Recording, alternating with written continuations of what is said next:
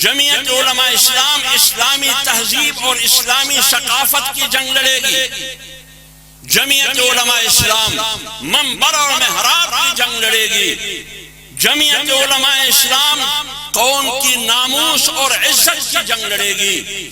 جمعیت علماء اسلام قوم کے حقوق کی جنگ لڑے گی، اور اس جنگ سے ہم قطعاً کسی بھی صورت میں پیچھے نہ پہلے ہٹے ہیں نہ بعد میں ہٹیں گے۔ یہ ہماری تاریخ ہے۔ آپ انبیاء کی تاریخ پڑھیے، اقتدار کے لیے، اقتدار کی کرسی کے لیے اور چند وزارتوں کے لیے ہم دین کو قربان نہیں کر سکتے۔ چند وزارتوں اور کرسی کے لیے ہم ختم نبوت کے عقیدے کو قربان نہیں کر سکتے۔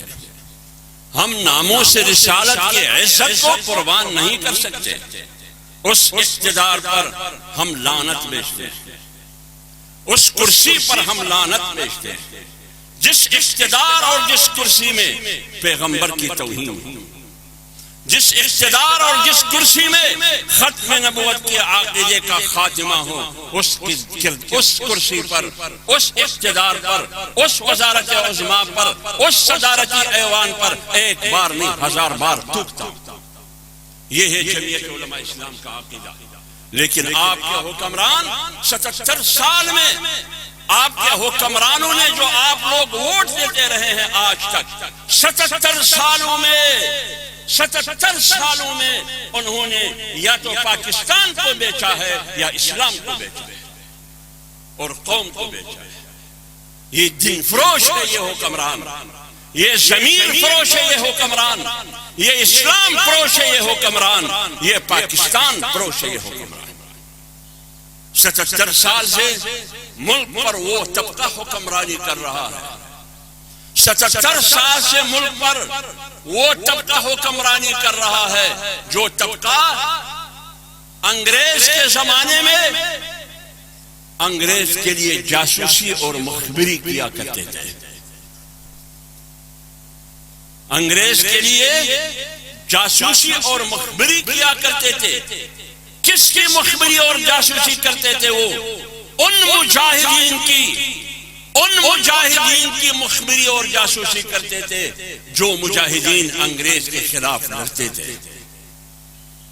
تو ایک قوت، ایک طاقت ہوتی جو انگریز کے خلاف، انگریز کی حکومت کے خلاف اس بر صغیر کی زمین اور خطے پر جنگ لڑتے رہے، لیکن دوسری طرف یہ حکمران طبقہ، اس کے باپ دادا اور پردادا انگریز کی مخبری اور جاسوسی کیا کرتے تھے مجھے پکڑوانے کے لیے کہ یہ انگریز کے خلاف ہے، یہ مولوی، یہ سلطان ٹیپو انگریز کے خلاف ہے، شاہ عبدالعزیز محدث دہلوی انگریز کے خلاف ہے، شیخ الہند انگریز کے خلاف ہے، مولانا قاسم نانوتوی انگریز کے خلاف ہے۔ ایک ایک مولوی کو، ایک ایک مجاہد کو جو انگریز کے خلاف لڑتے رہے، ایک ایک کی مخبری اور جاسوسی کر کے انگریز کے حوالے کیا گیا، اور اس کے مقابلے میں ان چودھریوں کو، ان مخدوموں کو، ان مرشدوں اور پیروں کو نام نہاد 5 روپے اور 5 پیسے ملتے تھے۔ آج وہی مرشد، وہی مخبر، وہی جاسوس، وہی نام نہاد پیر 77 سال سے پاکستان پر حکمرانی کر رہے ہیں۔ اس لیے تو انگریز کی چاپلوسی اور غلامی کرتے ہوئے سینکڑوں مربع زمین ان کو بدلے میں ملے، ہزاروں مربع زمین ان کو بدلے میں ملے، ان کو القابات، کسی کو خان کا لقب ملا، کسی کو سردار کا لقب ملا، کسی کو ملک کا لقب ملا، کسی کو مخدوم کا لقب ملا، کسی کو پیر کا لقب ملا۔ کیوں؟ اس لیے کہ وہ مخبر تھے، اس لیے کہ وہ جاسوس تھے انگریز کے، اس لیے کہ وہ انگریزوں کے گھوڑے پالش کرتے تھے اور انگریز کے بوٹ پالش کرتے تھے۔ آج بھی آپ جائیے ان چودھریوں اور مخدوموں کا پٹوار میں جا کے دیکھیے، ان کے مربع زمین کس کے نام پر ہے؟ ان کے نام پر نہیں ہے۔ اگر ان کے نام پر ہے تو اس کے نام کے ساتھ گھوڑے پال لکھا ہے۔ کہ یہ زمین کس کی ہے؟ یہ گھوڑے پال کی ہے۔ گھوڑے پال کا مطلب کیا؟ جو انگریز کے گھوڑے پالتے تھے، جو انگریز کے لیے جاسوسی کیا کرتے تھے، وہ مخاطب تھے، ان کا نام تھا گھوڑے پال۔ ادھر بڑا چودھری بن چکا ہے، موچوں کو تھاو دے کر بڑا چودھری بنا ہوا ہے، بڑا چودھری بن کے بنا پھرتا ہے، مخدوم بن کے بنا پھرتا ہے، پیر بن کے بنا پھرتا ہے، لیکن انگریز کی جاسوسی اور مخبری کیا کرتے تھے اور 5 پیسے اور 5 روپے وصول کیا کرتے تھے۔ یہ ہے دین فروش، یہ ہے قوم فروش، یہ ہے زمین فروش، یہ ہے ایمان فروش، یہ ہے وطن فروش۔ ان وطن فروشوں کی حکومت ہے آج اس خطے میں، انہی زمین فروشوں کی حکومت ہے آج اس خطے میں۔ اسی کا تسلسل ہے جو آج تک اس ملک میں اسلامی نظام نافذ نہ ہو سکا۔ اسلامی نظام نافذ ہونے میں سب سے بڑی رکاوٹ کل کے مخبر اور کل کے جاسوس جو آج راہبر بن کے بیٹھے ہیں، سب سے بڑی رکاوٹ ہے۔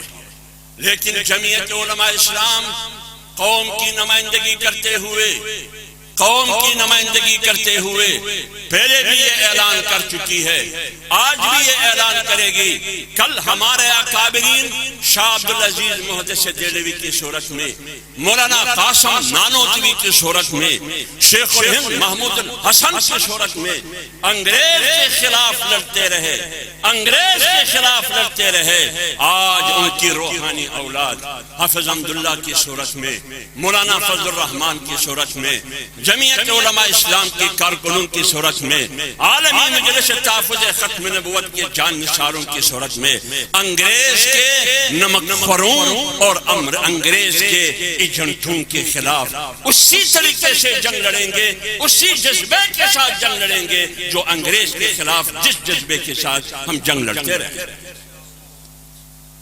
فرق صرف اتنا ہے، فرق صرف اتنا ہے کہ وہ انگریز جو میرے جدوجہد اور میرے اکابرین کی جدوجہد میں یہاں سے بھاگنے پہ مجبور کیا گیا، دم دبا کے بھاگنے پہ مجبور کیا گیا۔ آپ تاریخ پڑھیے، امروٹی خاندان کی تاریخ پڑھیے آپ، یہ جو ہمارے جمعیت علماء اسلام کے سجادہ نشین جہاں جہاں بھی ہے، آپ پڑھیے ان کی تاریخ۔ جنگ ان لوگوں نے لڑی، ان کی دادا اور پردادا نے لڑی ہے جنگ۔ آپ کے یہ چودھری جو ہزاروں مربع یہ سردار اور امیر، انہوں نے جنگ نہیں لڑی میرے بھائی، جنگ انہوں نے نہیں لڑی، جنگ ان پگڑیوں کے دادا اور پردادا نے لڑی۔ آج آپ اس خطے میں سانس لے رہے ہیں، اس خطے میں سانس لے رہے ہیں، پوری قوم کو ہم کہہ رہے ہیں کہ یہ ان علماء کی مرہونی منت ہے، یہ شاہ عبدالعزیز کی مرہونی منت ہے، یہ مولانا قاسم نانوتوی کی مرہونی منت ہے، یہ شیخ الہند کی مرہونی منت ہے، یہ ان ہزاروں علماء شہداء کی مرہونی منت ہے جو دلی کے درختوں پہ لٹکتے تھے، جن کو سمندر برد کیا گیا، جنہیں زندہ جلا دیا گیا۔ 11-12 کلومیٹر لوگ جنازے کو کندھوں پہ لیتے لیتے تھک جاتے تھے، لیکن جنازہ پڑھانے کے لیے کہیں مولوی نہیں ملتا۔ کیوں؟ سارے مولوی شہید ہو گئے، لڑتے لڑتے شہید ہو گئے۔ آج جو اسلامی جمہوریہ پاکستان ہے، یہ اسلامی جمہوریہ پاکستان، پاکستان کا مطلب کیا؟ لا الہ الا اللہ، یہ اس نعرے کی بنیاد پر وجود میں آیا ہے۔ لہذا کوئی بھی طاقت، کوئی بھی حکمران، کوئی بھی حکومت، کوئی بھی ارباب اختیار اور ارباب اقتدار یہ کوشش نہ کرے کیا پاکستان کی اسلامی تشخص کو تبدیل کریں گے۔ جب تک ہم زندہ ہیں پاکستان کی اسلامی تشخص کو تم تبدیل نہیں کر سکتے۔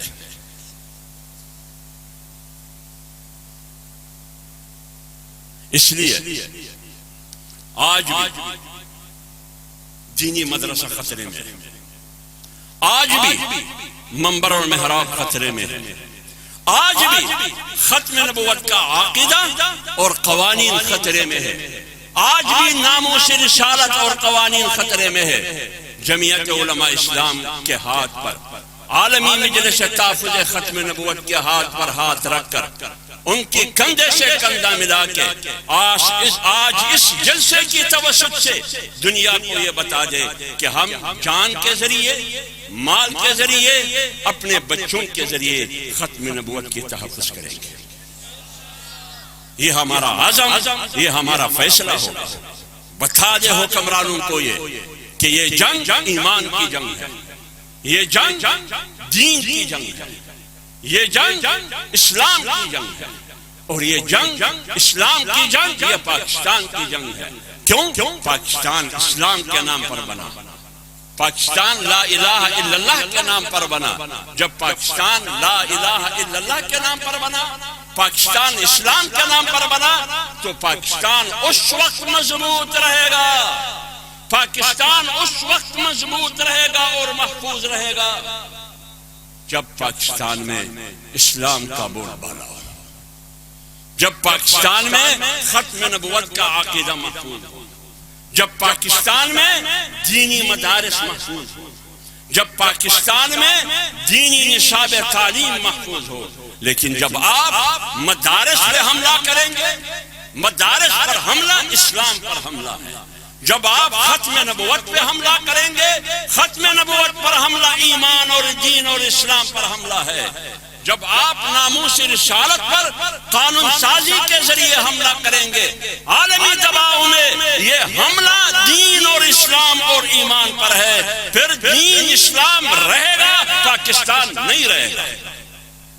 اگر آپ پاکستان کو مضبوط چاہتے ہیں، اگر آپ پاکستان کو محفوظ دیکھنا چاہتے ہیں، اگر آپ ہمیں صف اول میں صف اول کے مجاہد کا کردار کرتے ہوئے، جغرافیے کی دفاع کرتے ہوئے مجھے لڑوانا چاہتے ہیں، تو پہلے مجھے اسلام کی تحفظ کی گارنٹی دے، مجھے اسلام کی تحفظ کی گارنٹی دے، مجھے دین کی تحفظ کی گارنٹی دے، مجھے دینی مدارس کی تحفظ کی گارنٹی دے، مجھے قوموں کی حقوق کی تحفظ کی گارنٹی دے۔ وہ قوم پنجابی ہو، وہ سندھی ہو، وہ بلوچ ہو یا پشتون ہو، ان کے حقوق کی تحفظ کی گارنٹی دے، تو پھر قوم کا ہر شہری، ہر پاکستانی پاکستان کے لڑنے کے لیے تیار ہے۔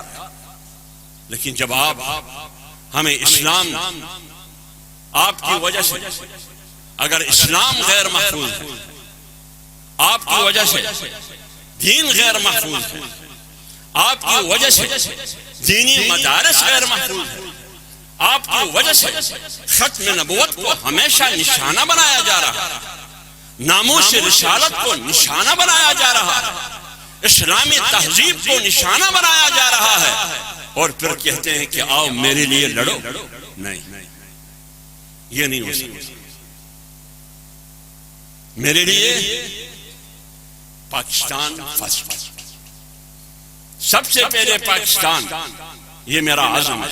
لیکن پاکستان سے پہلے، سب سے پہلے اسلام، پاکستان بعد میں، سب سے پہلے اسلام بعد میں پاکستان، سب سے پہلے ختم نبوت کے عقیدے کی تحفظ بعد میں پاکستان، پہلے ناموس رسالت کی تحفظ کی گارنٹی بعد میں پاکستان، پہلے دینی مدارس کی تحفظ کی ضمانت بعد میں پاکستان کی بات ہوگی۔ جب مجھے یقین ہو جائے، جب مجھے یقین ہو جائے اور قوم کو یقین ہو کہ میری عزت محفوظ ہے، میری زندگی محفوظ ہے، اسلام محفوظ ہے، دین محفوظ ہے، ایمان محفوظ ہے، دینی مدارس محفوظ ہے، میری بچے کی تعلیم محفوظ ہاتھوں میں ہے، دینی تعلیم محفوظ ہاتھوں میں ہے، قرآن محفوظ ہاتھوں میں ہے، حکومتی اور ریاستی لیول پر ختم نبوت کا عقیدہ محفوظ ہاتھوں میں ہے،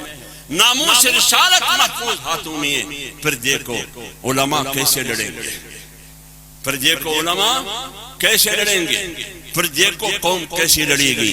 لیکن یہ نہیں ہو سکتا کہ ایک طرف آپ مجھے نشانہ بناتے ہیں، مجھ پر حملے کیا جاتا ہے، میری قیادت پر حملے کیے جاتے ہیں، ان کو شہید کیا جاتا ہے، ایک نہیں، دو نہیں، درجنوں نہیں، سینکڑوں کو نشانہ بنایا اور شہید کیا گیا، لاوارث سمجھ کر تذلیل کی گئی۔ آج تک کسی مولوی شہید کا قاتل نہیں ملا، نہ گرفتار ہوا۔ تو جب صورتحال یہ ہو پھر آپ مجھے کہتے ہیں کہ میرے لیے قربانی، آپ کی عیاشیوں کے لیے قربانی دے دوں، حکمرانوں کی عیاشیوں کے لیے قربانی دے دوں؟ 77 سال میں حکمرانوں نے اس ملک کے لیے کیا کیا؟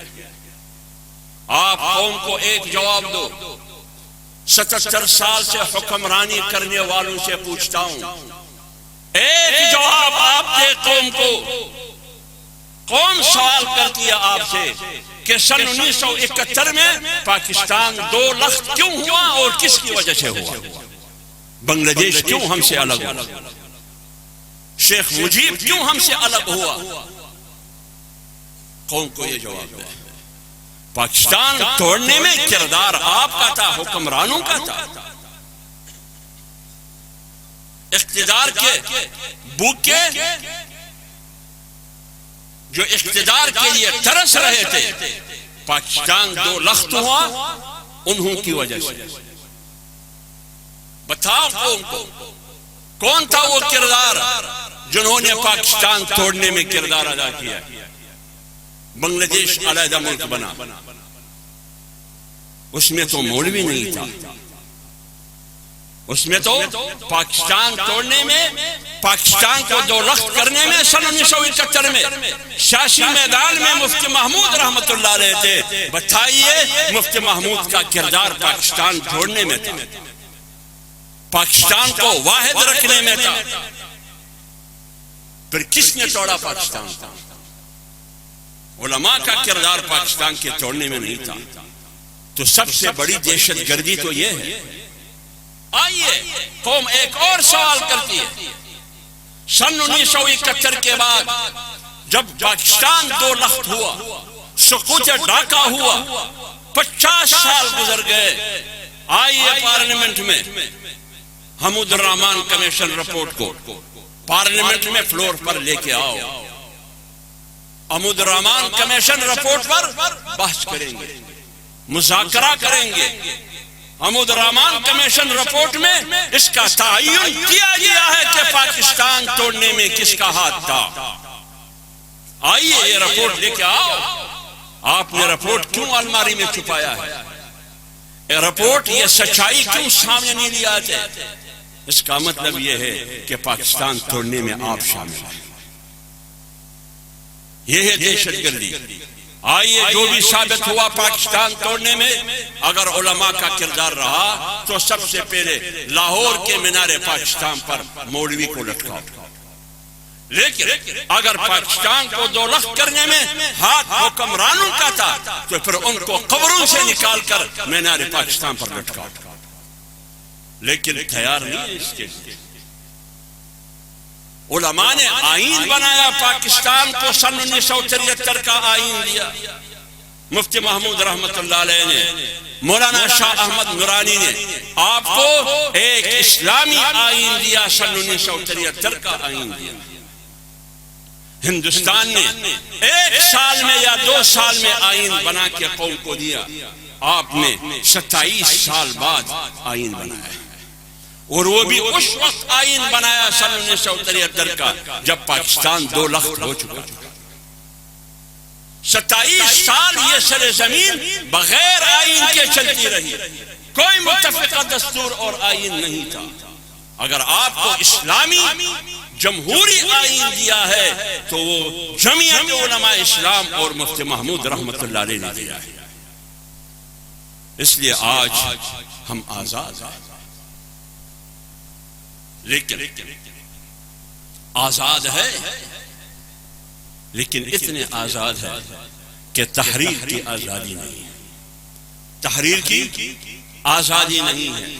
آپ اپنے ضمیر کے مطابق نہیں لکھ سکتے، تقریر کی آزادی نہیں ہے، آپ اپنے ضمیر کے مطابق بات نہیں کر سکتے، بولنے کی آزادی نہیں ہے، لہذا تحریر بھی کنٹرول میں، تحریری آزادی بھی کنٹرول میں، تقریر بھی کنٹرول میں، سوچ پر بھی پابندی، اور اسلام بھی کنٹرول میں۔ جمہوریت آزاد نہیں، طاقت پر کڑی ہے جمہوریت، یا قبولیت پر کڑی ہے۔ قبولیت کس کی؟ طاقت کی. جہاں قبولیت کو طاقت کی پشپنائی حاصل ہو وہاں حکومت چلتی رہے گی. جس دن قبولیت نے ہاتھ اٹھایا یہ تخت، یہ حکومت دڑن تختہ ہو جائے گا. اس ملک میں مقبولیت کی سیاست نہیں، اس ملک میں مقبولیت کی سیاست نہیں، اس ملک میں قبولیت کی سیاست ہے. اور قبولیت کی سیاست ہمیشہ طاقت کے کندھوں پر آتی ہے اور برخاست بھی طاقت کے اشاروں پہ ہوتی ہے. تو پھر بتائیے اس ملک میں جمہوریت کہاں؟ لہذا اس ملک میں آخری لفظ، اس ملک میں نہ مکمل عملی طور پر اسلام نہیں ہے، جمہوریت نہیں ہے، اور یہ قائد اعظم کا پاکستان بھی نہیں ہے.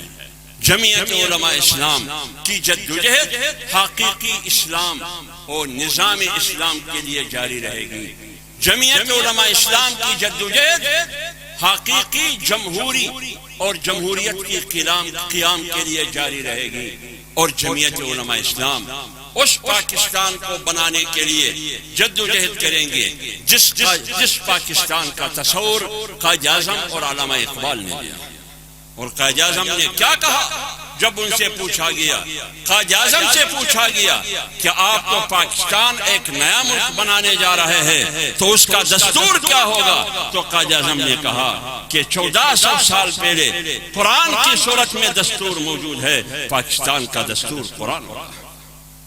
لہذا اس دستور کی قیام کے لیے، اس کے نفاذ کے لیے جمعیت علماء اسلام کی جدوجہد جاری رہے گی. انشاءاللہ العزیز جب قوم کی حمایت حاصل ہوگی یہ جنگ ہم جیت جائیں گے. اللہ تعالی ہمیں اور آپ سب کو دین کی خدمت کی توفیق عطا فرمائے.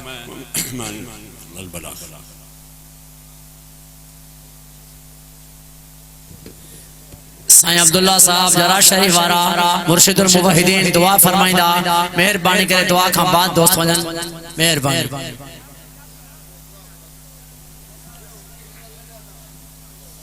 بسم اللہ الرحمن الرحیم. الحمدللہ رب العالمین والصلاة والسلام علی خاتم الانبیاء والمرسلین. ربنا آتنا في الدنيا حسنة وفي الآخرة حسنة وقنا عذاب النار وقنا عذاب القبر وقنا عذاب الحشر وقنا عذاب الدنيا وقنا عذاب الحياة وقنا عذاب الممات وقنا عذاب الآخرة. اللهم أيد الإسلام والمسلمين وأعز الإسلام والمسلمين. اللهم أيدنا ولا تعن علينا. اللهم انصرنا ولا تنصر علينا. اللهم انصر من نصر دين محمد صلى الله عليه وسلم وجعلنا منهم. اللهم اغفر من خذل دين محمد صلى الله عليه وسلم ولا تجعلنا منهم. اللهم انصر مجاهدين في كل مكان. اللهم انصر مجاهدين في كل مكان. اللهم انصر مجاهدين في كل مكان. صلى الله تعالى على خير خلقه محمد وآله وصحبه أجمعين برحمتك يا أرحم الراحمين.